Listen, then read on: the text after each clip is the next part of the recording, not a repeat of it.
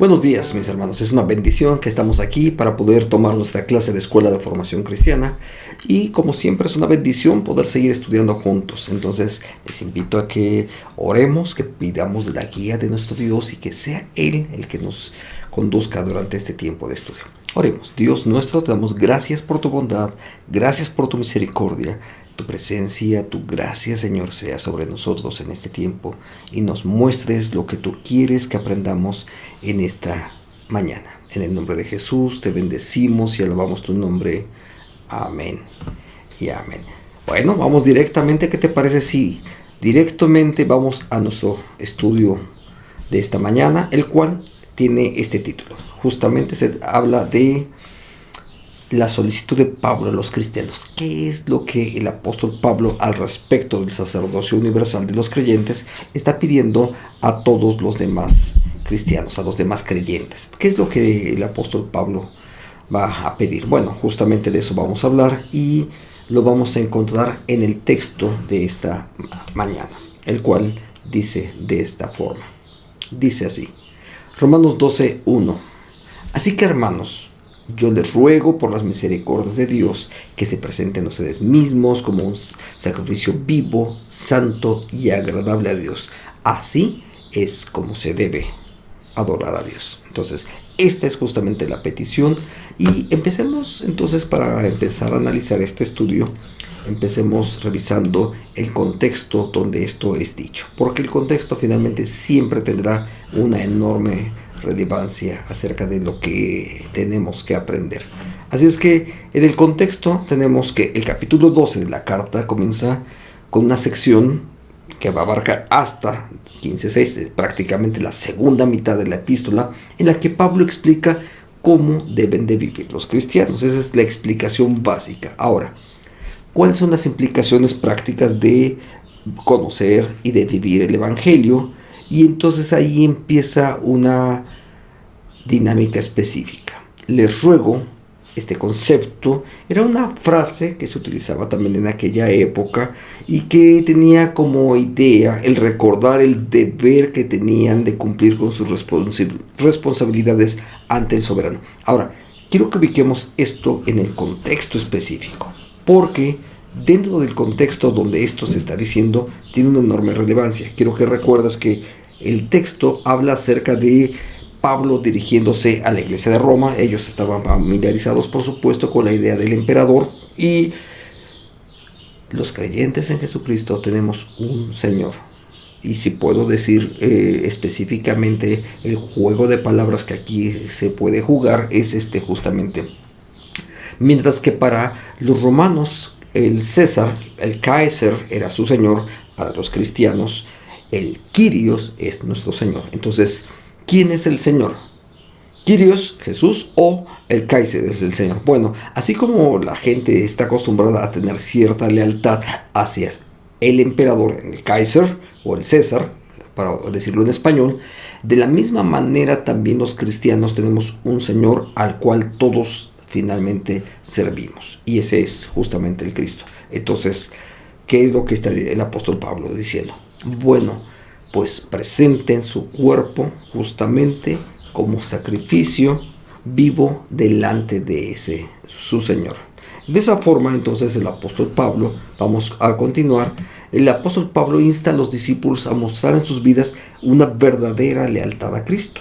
Es decir, ¿por qué? Porque Él es su Señor. Y si eso es así exactamente, entonces haber sido bautizados en Cristo Jesús nos lleva a vivir ante Dios de una manera fiel y justa, porque Él también es Dios fiel y justo. Entonces Jesús nos lleva a vivir de esa manera ante Dios, con fidelidad y con justicia delante de Él. Ahora, ¿qué implica todo eso? ¿Cómo debemos de vivir esa vida los creyentes? Bueno, no es una cuestión de obligatoriedad. Ahí está un enorme cambio al respecto de lo que implicaba para el emperador el servicio al emperador. En el caso del emperador era un servicio obligado. En el caso de los creyentes en Jesucristo, la dinámica es otra, completamente distinta. ¿Cuál? Por las misericordias de Dios. Entonces, te das cuenta, la dinámica, la motivación, si puedo ponerlo en términos más concretos, la motivación es completamente distinta. De manera que cuando el apóstol Pablo está usando esta palabra de ruego, tampoco debemos de entenderla explícitamente como si en verdad estuviese a ver si por favor los creyentes pueden presentar, sino ahí, si puedo decirlo así, un cierto deber que de alguna manera nos es impuesto precisamente por la presencia de Dios en medio de nosotros. Por eso dice el texto así: les ruego por las misericordias de Dios que se presenten ustedes mismos como sacrificio vivo, santo y agradable a Dios. Observemos aquí el lenguaje sacerdotal. Justamente estamos hablando del sacerdocio universal, y la forma de cómo ellos están hablando justamente en este texto es donde nosotros mismos nos presentamos como ofrenda delante de Dios. Somos nosotros los que nos colocamos con la ofrenda. Entonces, ese lenguaje sacerdotal implica justamente eso. Ahora, son los sacerdotes, en este caso los creyentes mismos como sacerdotes, los que somos llamados a presentarnos como ofrenda viva delante de Dios. Ahora, esto tiene muchísimas connotaciones. Los recursos, posesiones y demás que cada uno de nosotros tenemos realmente no son nuestros, son de Dios. Y aún los dones ministeriales nos han sido provistos por Dios, porque todo es de Él y para Él. Entonces, ¿qué es lo que hacemos? Lo ponemos a su servicio, lo ponemos para Él, porque justamente esa es la manera de cómo nosotros vamos a honrar al que es nuestro Señor. Nosotros nos presentamos. De hecho, cuando la gente pone, a la hora de colectar las ofrendas, pone monedas o billetes para poder ofrendar, realmente esas ofrendas lo único que hacen es representar nuestra propia vida. Es mi vida la que está siendo representada a través de esas monedas. Por supuesto, si alguien agarra y pone descuidadamente alguna cantidad X, no importa la cantidad, sino simplemente para cumplir, bueno, entonces eso no está honrando exactamente a Dios, porque eso no implica la presentación de mi vida delante de Él para poder servirle. Así es que esa es la verdadera adoración, cuando nosotros mismos somos los que nos presentamos como una ofrenda delante de Dios. Somos nosotros mismos la ofrenda. Ahora, el sacerdocio universal de los creyentes tiene, por supuesto, esa dimensión corporativa, es decir, no solamente es de modo individual, sino como parte de un todo. Formamos parte de una iglesia, y como parte de esa iglesia todos nosotros desarrollamos esa función para poder atender y ministrar a otras personas. Así es que formamos parte de una iglesia. En Romanos 12 vemos que también tiene una dimensión personal. Entonces, como individuos o como comunidad, finalmente de ambos lados, nosotros estamos siendo ministros de Jesucristo cuando ponemos nuestra vida, nuestros talentos individuales o colectivos hacia la presencia de Dios. Ahora, es nuestro propio cuerpo. Si puedo decirlo de otra forma, es tu vida, no tus objetos, porque al final de cuentas los objetos no van a rendir culto a Dios si no somos nosotros. Es tu vida, nuestra vida, la que honra a Dios. Y entonces por eso es que somos llamados a colocar nuestra vida como parte de esa ofrenda delante de Dios. Así es que nuestro cuerpo es finalmente todo lo que existe en nosotros. Hace un momento mencionaba talentos, recursos, habilidades. La verdad es que todas las áreas de tu vida, todas pueden servir y sirven para que Dios sea glorificado. Solamente es que tenemos nosotros que aprender seguramente el cómo es que nosotros vamos a hacer uso de todos esos recursos para que el Señor sea glorificado. Así es que no solo la integridad y pureza del cuerpo, sino también la del alma y la del espíritu, porque todo es para el Señor, es nuestro cuerpo completo, nuestra corporeidad a la cual servimos. Así es que aquellos no tengo, pero mi vida, mi oración, no, ¿sabes? Si vamos a honrar a Dios, vamos a honrar a Dios con todo lo que cada uno de nosotros somos. Romanos 12:2 dice así: no adopten las costumbres de este mundo, sino transfórmense por medio de la renovación de su mente para que comprueben cuál es la voluntad de Dios, lo que es bueno, agradable y perfecto. Me encanta este texto, lo que es bueno, agradable y perfecto. Pero vamos a ir paso a paso en esto. Los cristianos vivimos en este mundo, pero también es cierto que al haber participado de la resurrección de Cristo, hemos también dejado este mundo atrás. No, eso no quiere decir que el mundo y las preocupaciones de este mundo ya no nos influyen. No quiero decir eso. Simplemente estoy diciendo que las motivaciones, la razón por la que hacemos las cosas, el objetivo que perseguimos no corresponde a los criterios de esta sociedad. ¿Cuáles son los criterios comunes de esta sociedad? Bueno, tú los conoces igual que yo también los conozco. Los criterios comunes de la sociedad son fama, dinero, etcétera, poder, ese tipo de cosas. La obligación, eso no forma parte de las razones por las cuales nosotros vivimos y actuamos en este mundo. Nosotros vivimos en función de gracia, misericordia, bondad, generosidad, que son las características del reinado de Dios y no precisamente por obligación. Entonces, un servicio, incluso en la iglesia, que se presta por obligación, deja de ser servicio. Y si puedo decirlo así, incluso no es que no pensemos en la remuneración, sino que incluso si simplemente es porque pagué, dejó de ser servicio para la iglesia. ¿Te das cuenta? Somos nosotros los que necesitamos involucrarnos con nuestro tiempo, con nuestros talentos, con nuestros recursos, porque esa es la manera en la cual nosotros honramos a nuestro Dios. Así es que para renovar la mente se requiere ejercitarse, es decir, aprender a reconocer y hacer la voluntad de Dios en nuestra vida diaria.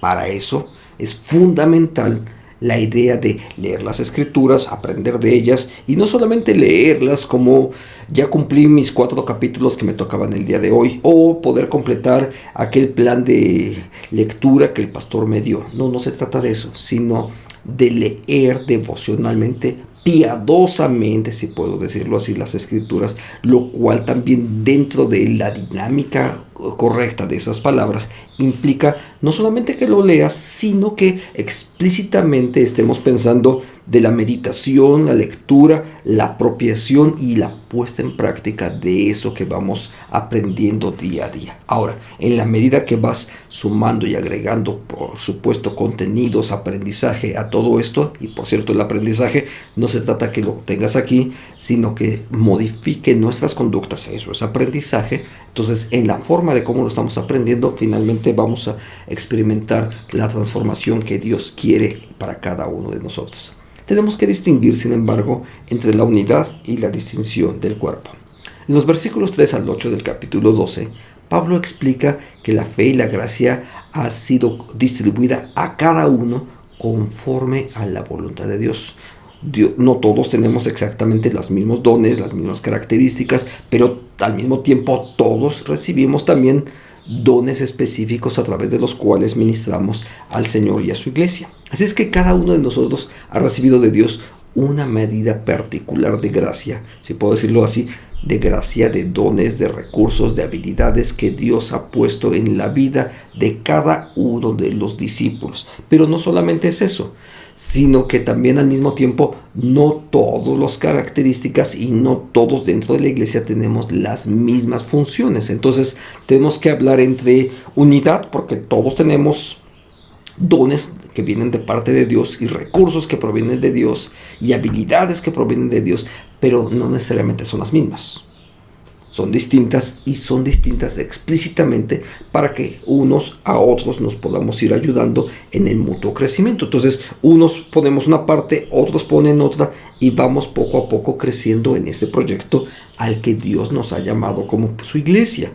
Así es que en el estado de renovación del entendimiento, producto de nuestra participación en la muerte y en la resurrección de Cristo, los cristianos contamos también con la gracia de Dios. Entonces, la renovación de nuestra mente no es simplemente, de ninguna manera, producto de mi esfuerzo personal, sino la obra de Dios que Él hace por su palabra y por su espíritu adentro de mí.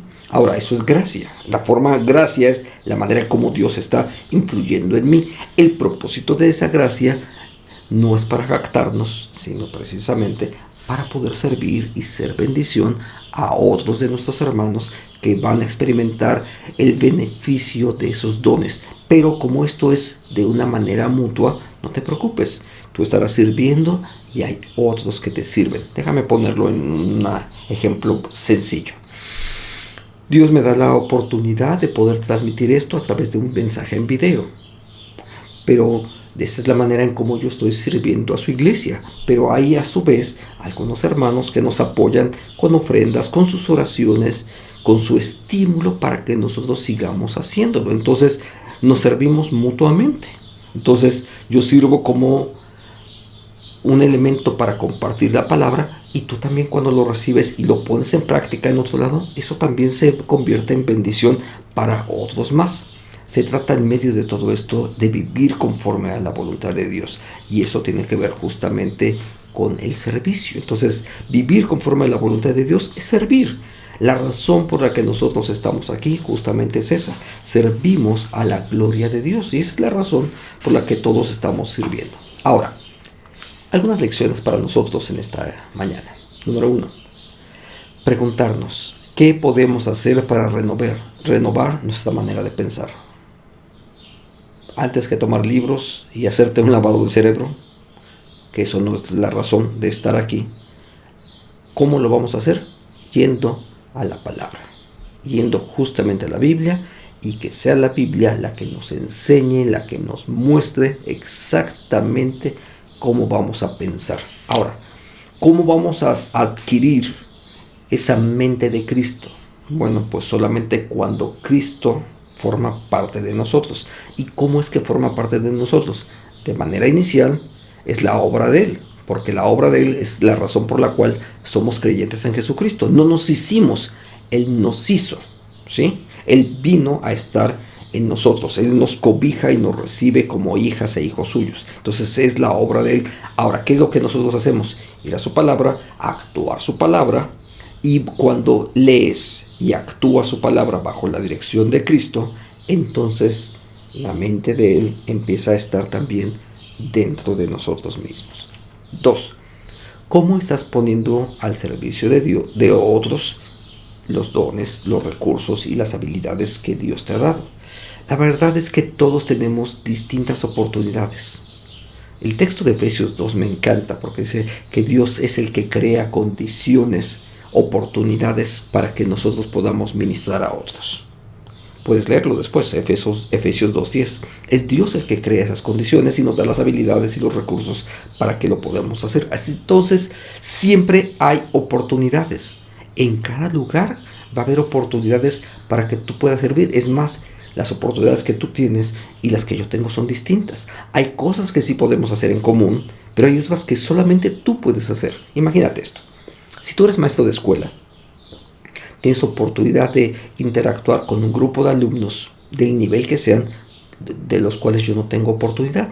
Si tú trabajas como comerciante y ya tienes un grupo de clientes, etcétera, bueno, esos clientes tuyos son un espacio que Dios te ha dado para poder ministrarles a Él, y ese es un espacio único al cual yo posiblemente nunca voy a tener acceso. Y así lo mismo podríamos decirlo en todos los ámbitos. Si eres un político, si eres un doctor, en cualquiera de los escenarios donde Dios te haya colocado, tú tienes oportunidades únicas. El objetivo es justamente que, reconociendo los dones y talentos que Dios ha puesto en ti, tú puedas a través de esos dones y talentos servir a otras personas. Número 3. Preguntarnos, ¿en qué área de discipulado aún me falta crecer y me falta servir? Yo estoy casi seguro que la mayor parte hacemos algo, pero la realidad es que podemos hacer mucho más. Quizás si esta semana te propones y dices, bueno, ¿en qué otra cosa puedo crecer? ¿En qué otra área puedo ayudar? ¿A quién más puedo servir a través de los dones y los talentos que Dios me ha dado? Estoy seguro que Dios te dará la forma y los medios, las oportunidades para que tu vida sirva hacia otras personas. Seguramente Dios lo hará en ti, y a nosotros también de este lado de la pantalla también Dios nos dará nuevas oportunidades acerca de cómo ministrar hacia otras personas. Gracias por estar acompañándonos en esta clase. Es una bendición que nos podemos reunir, y vamos a un ejemplo práctico la próxima semana. Ese ejemplo práctico justamente tiene que ver con la vida de Epafrodito. Yo sé que el nombre puede sonar un poco curioso, de hecho no es tan común para nuestra cultura un nombre como este. Sin embargo, más allá del nombre, lo importante es, si puedo decirlo así, que lo estudiemos como un estudio de caso. ¿Cómo es que Epafrodito sirvió, ejerció este sacerdocio universal de los creyentes en su comunidad? Porque cuando lo podemos ver, entonces podríamos sacar algunas lecciones para nosotros mismos, para nuestra propia práctica. Esperamos en el Señor que todos nosotros seamos bendecidos en esto y que la lección de la próxima semana sea para nosotros de gran aliento. Gracias por acompañarnos en esta breve charla y que nuestro Dios, el Todopoderoso, bendiga tu vida. Si Él nos da gracia, nos vemos el próximo domingo.